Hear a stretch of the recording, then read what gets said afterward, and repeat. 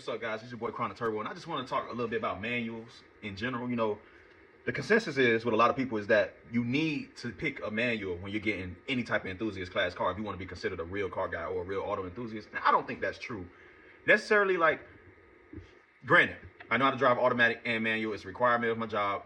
I'm dealing with vehicles all day, every day. There's thousands of vehicles on the lot.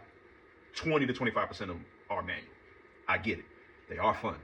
But it depends on where you live. If you live somewhere like me that's out in the country on the back roads, absolutely go with a manual. But if you're in the city and you're constantly in traffic every day, like Orlando or Miami or any of those big cities that are nearby where I'm at, it sucks. I'm gonna be completely honest. Coming from work, you just spent 10 hours on your shift or whatever it is, you're tired, and you got to sit in bumper to bumper traffic, and you're constantly playing with the clutch, and if you don't really know what you're doing, you're gonna stall out the vehicle. It's just too much to really think about. The manual is only fun if you're really driving the car. If you're just commuting around town, it could be a bit tedious at times. And I could totally understand why you would want an automatic. Also, the guys that claim you're not a real car guy for not having a manual be the same guys whining when they lose a race. How about something? Well, I'm driving a manual. Nobody told you to get that shit, bro. And nobody told you to get it. You lost the race to me, and your first excuse is that you were driving a manual. What happened to you being a better driver because you have a manual? Like, let's be honest. We're not in that day and age no more where the automatic is worse than the manual.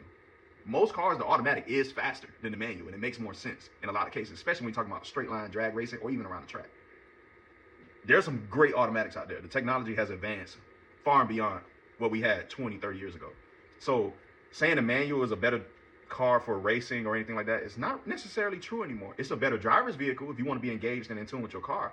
But let's not lie and pretend like these new automatics aren't responsive. Like, if you want to win races all the time and be consistent, you might want to get automatic. I ain't even gonna lie. Because all it takes is a little bit of human error with the manual and you lose. And when you got money on the line, you don't really want to take that chance. So I could definitely understand, don't make people feel bad for not wanting to go the manual route. Especially us muscle car guys. We could be kind of harsh. I used to be that guy. I ain't gonna lie. I used to be like, hey, if you don't get the Mustang GT and manual, you ain't a real muscle car guy. But that 10-speed is amazing. It shifts quick. It's lightning fast. My next Mustang will be a 10-speed.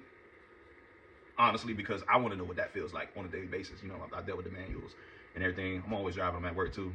It's a bit exhausting after a while. Mainly because I'm doing a lot of low speed driving too, so it's not really as fun. So an automatic would be more suitable for someone like me. And that's going to lead into my next video. I will be talking about how quick cars are just as fun as cars that are fast. Sometimes not everybody needs a fast car. Some people just want something that's quick. But we'll talk about that later. Peace.